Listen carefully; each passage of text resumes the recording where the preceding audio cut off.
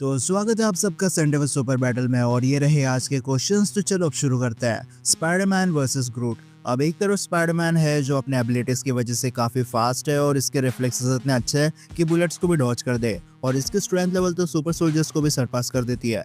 लेकिन फिर दूसरी तरफ आता है ग्रूट। ये एक एलियन स्पीशीज है जो चलते फिरते पेड़ पौधे होते हैं। ग्रूट अपना पूरा वुड से बना है, इसलिए बहुत ज्यादा एजाइल नहीं है, लेकिन इसके बाद भी ग्रूट अच्छे खासे एलियन से फाइट कर चुका है और ये अपने ब्रांचेस को यूज कर सकता है किसी को भी कट करने के लिए या फिर अपनी स्ट्रेंथ को एनहांस करने के लिए। अब जब ये दोनों एक दूसरे के सामने आएंगे तब ग्रूट अभी के लिए बहुत ज्यादा मैच्योर नहीं है, इसलिए वो बिना सोचे समझे स्पाइडी पर अटैक कर देगा।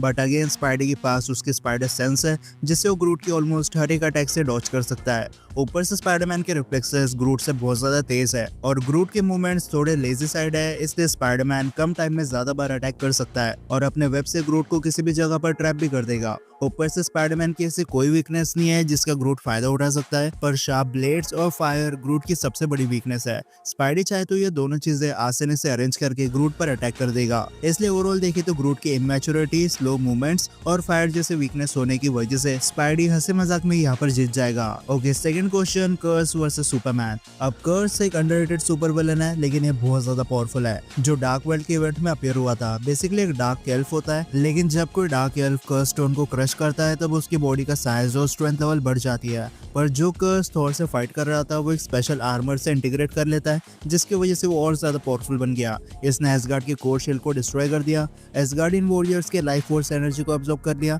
ये फिजिकल इतना स्ट्रॉन्ग है कि इसने थॉर को बहुत बुरी तरीके से कूट दिया था और साथ में म्यूनिर के डायरेक्शन को बीच में चेंज कर दिया, जो एक बहुत बड़ी बात है क्योंकि कर्स हैमर के लिए वर्दी नहीं था।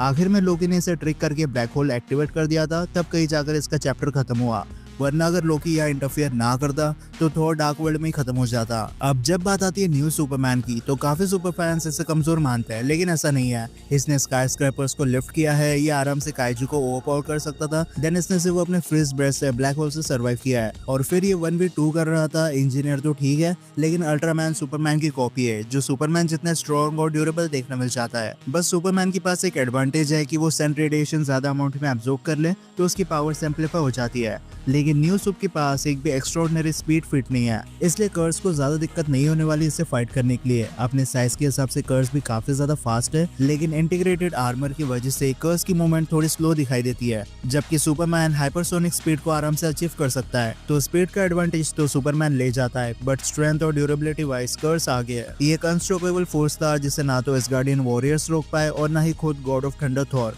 इवन म्यूनर भी इनफ नहीं था इसे बीट करने के लिए, इसलिए कर्स के अटैक से सुपरमैन को अच्छा खासा डैमेज होगा, बट सुपरमैन उड़ सकता है और कर्स नहीं। फिर सुपरमैन के पास हीट विजन है तो वो लॉन्ग रेंज में भी अटैक कर सकता है। पर अगर ओवरऑल कंक्लूजन की बात करें तो कर्स भले फिजिकली स्ट्रॉन्ग है, लेकिन वो सुपरमैन की स्पीड से मैच नहीं कर सकता, इसलिए उसके ज्यादातर अटैक सुपरमैन को लगने ही नहीं वाले। हाँ, अगर सुपरमैन गलती से भी कर्स के हाथों लग गया तो वो सूप की लाइफ फोर्स एनर्जी को अब्सॉर्ब करके उसे मार देगा, बट ऐसे होने के चांसेस बहुत कम है। सुपरमैन के पास ऐसी कोई भी फेट नहीं है जिसे देखकर हम ऐसा बोल सकते हैं कि वो कर्स को नॉकआउट कर देगा, बट स्पीड, रिफ्लेक्सेस और लॉन्ग रेंज अटैक का एडवांटेज हमेशा सुपरमैन के पास देखने मिलेगा, इसलिए इनकी फाइट बहुत ज्यादा लंबी चलेगी, लेकिन आखिर में जीतना सुपरमैन को ही है। Ancient One versus Ebony Maw. तो जब एबोनिमो ने डॉक्टर स्ट्रेंज को बीट कर दिया था, उसके बाद से क्वेश्चन मुझे देखने मिलता है कि क्या एबोनिमो एंशिएंट वन को बीट कर सकता है। अब मो के पास टेलीकिनेसिस है, मतलब चीजों को अपने विल पर उठाकर फेंक देना, और अपने सराउंडिंग की चीजों को यूज करके मो ने आसानी से स्ट्रेंज को बीट कर दिया था, जो कोई छोटी बात नहीं है क्योंकि इस टाइम पर स्ट्रेंज को बैकअप करने के लिए वोंग था। साथ में इस मोमेंट पर स्ट्रेंज सोर्सरर सुप्रीम बन चुका था, मतलब कामर था आज का सबसे पावरफुल मैजिक यूजर, और टाइम स्टोन के साथ हार जाना काफी शर्म वाली बात है। पर एंशिएंट वन और स्ट्रेंज में बहुत बड़ा डिफरेंस है। फर्स्ट ऑफ ऑल, ये दोनों एल्ड्रिच मैजिक यूजर है, लेकिन एंशिएंट वन की फाइटिंग स्किल्स और टेक्निक्स कंप्लीटली डिफरेंट है स्ट्रेंज से। एंशिएंट वन ज्यादातर क्लोज रेंज अटैक करती है और ये मिरर डायमेंशन पर हेवीली रिलाई करती है, क्योंकि यहाँ पर ये आसानी से मैटर को मैनिपुलेट कर सकती है। ऊपर से एंशिएंट वन के पास 700 साल का लाइफ और बैटल एक्सपीरियंस है, और इन सेंचुरीज में एंशिएंट वन कई सारे ऐसे मिस्टिकल क्रिएचर से लड़ चुकी है जो एबोनिमो से ज्यादा पावरफुल थे। एबोनिमो की पावर्स काफी इंप्रेसिव है, लेकिन वो ज्यादा से ज्यादा चीजों को सिर्फ उठाकर फेंक सकता है या फिर एंशिएंट वन को स्पेल कास्ट करने से रोक सकता है। बट अगेन एंशिएंट वन काफी ज्यादा क्विक रिएक्ट करती है, अगर उसने एबोनिमो को किसी डायमेंशन में ट्रैप कर दिया या फिर उसकी सोल को बॉडी से बाहर निकाल दिया, नहीं तो उस लेवल के स्पेल यूज करना शुरू कर दिया जो स्ट्रेंज इन्फिनिटी स्टोन्स के अगेंस्ट में यूज कर रहा था, तो वो ज्यादा कुछ नहीं कर पाएगा। इसलिए अगर एबोनिमो जल्दी एंशिएंट वन के हैंड्स को ब्लॉक ना करे तो बहुत बुरी तरीके से हार जाएगा। Sentry versus General Zod. अब एक एक्सपेरिमेंट की वजह से बॉब जैसे लूजर को गॉडली सुपर पावर्स मिल गई। सेंट्री के पास वो सारी बेसिक एबिलिटीज है जो एक सुपर ह्यूमन के पास होनी चाहिए, लेकिन कुछ एडिशनल पावर्स की वजह से ये और ज्यादा पावरफुल बन जाता है, जैसे हीट और मैटर मैनिपुलेशन, टेलीकिनेसिस और बैरियर क्रिएशन। इसने अभी तक किसी सुपर ह्यूमन से फाइट तो नहीं किया है, बट अगेन सेंट्री के पास 1000 सन्स की पावर्स है तो उसे ज्यादा दिक्कत नहीं होने वाली सुपर ह्यूमन के सामने। फिर आता है जनरल जॉर्ड। ये क्रिप्टोनियन है जो कई सालों तक मिलिट्री जनरल रह चुका है, इसलिए जनरल जॉर्ड के बैटल स्किल्स और टैक्टिकल नॉलेज बहुत ज्यादा अच्छे देखने मिल जाती है। ये सिर्फ कुछ घंटों में अर्थ के एटमॉस्फेयर से अडेप्ट हो गया था। इसके पास वो सारी पावर्स है जो सुपरमैन के पास देखने मिल जाती है, जैसे super speed, super human strength, extra vision और हीट विजन। और जब ये सुपरमैन से फाइट कर रहा था तब आधा शहर बर्बाद हो चुका था, लेकिन जब सेंट्री जनरल जॉर्ड के सामने आएगा तब बैटल स्किल्स जनरल जॉर्ड के ज्यादा अच्छे देखने मिलेंगे। सेंट्री के पास बैटल एक्सपीरियंस नहीं है, इसलिए वो हैंड टू हैंड बैटल में काफी स्ट्रगल करेगा। पर सेंट्री की सुपर पावर्स उसे यहाँ पर एक एडवांटेज देगी। जैसे सेंट्री के पास बैरियर क्रिएशन है, इसलिए जॉर्ड का एक भी अटैक सेंट्री को टच ही नहीं करेगा। साथ में सेंट्री टेलीकिनेसिस कर सकता है, तो अब जॉर्ड के हाथ और पैर के मूवमेंट सेंट्री अपने विल पर कंट्रोल कर लेगा। इसलिए ओवरऑल देखा जाए तो जॉर्ड सेंट्री पर अटैक ही नहीं कर सकता, और अगर अटैक कर भी दिया तो सेंट्री को हिट नहीं करेगा।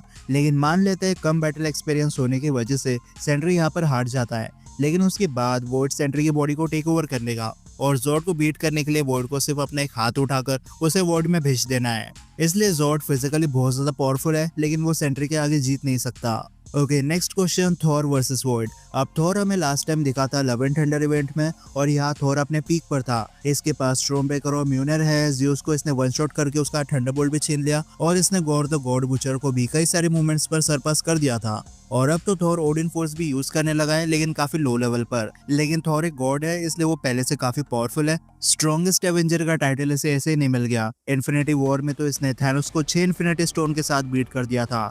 लेकिन अब क्वेश्चन आता है, क्या थॉर वॉइड को बीट कर सकता है? अब जो सुपर फैंस नहीं जानते उन्हें बता दो कि वॉइड सेंट्री की डार्क पर्सनालिटी है, जो बॉब के डिप्रेशन और फियर का एक फिजिकल मैनिफेस्टेशन है। और जितना पावरफुल सेंट्री है, सेम लेवल की पावर वॉइड के पास है, लेकिन इसका अपीयरेंस पूरा डार्क है। साथ में अपना हाथ उठा ले तो सामने वाला वॉइड डायमेंशन में हमेशा के लिए ट्रैप हो जाता है। पर वॉइड की बॉडी और पावर्स को अभी हमें एक्सप्लोर करना होगा, उसके बाद हम किसी कंक्लूजन पर आ सकते हैं। जैसा कि मैंने पहले बताया, वॉइड डिप्रेशन की फिजिकल मैनिफेस्टेशन है, इसलिए वॉइड पर फिजिकल अटैक काम करते हैं या नहीं वो अभी तक क्लियर नहीं है। हाँ, बॉब वॉइड को मार रहा था, लेकिन एक नॉर्मल ह्यूमन के स्ट्रेंथ में और एक सुपर ह्यूमन के स्ट्रेंथ में काफी फर्क होता है। देन वॉइड ने उसकी पावर्स को अभी तक सिर्फ नॉर्मल ह्यूमंस और सुपर सोल्जर्स पर यूज किया, इसलिए हो सकता है गॉड्स और कॉस्मिक एंटिटीज पर डार्कनेस मैनिपुलेशन काम ना करे। लेकिन अगर वॉइड की पावर्स थॉर पर काम कर गई तो थॉर अपने लाइफ के डार्केस्ट फेज में पहुंच जाएगा। और मजे वाली बात यह है कि वॉइड इन मेमोरीज को मैनिपुलेट कर सकता है, इसलिए वॉइड थॉर की मेमोरीज को इतना इंटेंस बना देगा कि थॉर कभी अपने इमोशन से ओवरकम कर ही ना पाए। क्योंकि थॉर 15 साल का है और अब पिछले 10 साल में थॉर अपनी फैमिली, घर, दोस्त, गर्लफ्रेंड सब कुछ खो चुका है, और मुझे नहीं लगता थॉर इन सबको फिर से झेल सकता है। इसलिए थॉर के पास सिर्फ 2 रास्ते हैं वॉइड को बीट करने के लिए। एक तो वो अपने सबसे पावरफुल अटैक गॉड ब्लास्ट को यूज करे, जिससे वॉइड की डार्कनेस खत्म हो जाएगी। कॉमिक्स में ब्लैक विंटर नाम का एक एंटिटी होता है जिसके पास वॉइड जैसी पावर्स होती है, लेकिन जब वो थॉर के फेयर को उसके सामने लाता है तब गॉड ब्लास्ट का यूज करके थॉर वहां से जिंदा बच जाता है। और दूसरा रास्ता है ओडिन फोर्स का यूज करके बॉब के दिमाग से सेंट्री की सारी मेमोरीज को मिटा दो। अगर सेंट्री की यादें ही नहीं रहेगी तो वॉइड भी अपने आप खत्म हो जाएगा।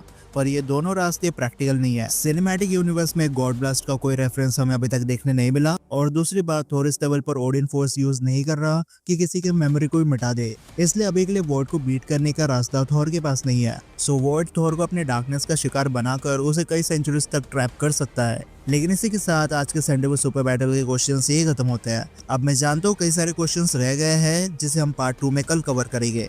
तो अब मैं मिलता हूँ आपसे अगले वीडियो में, तब तक गुड बाय।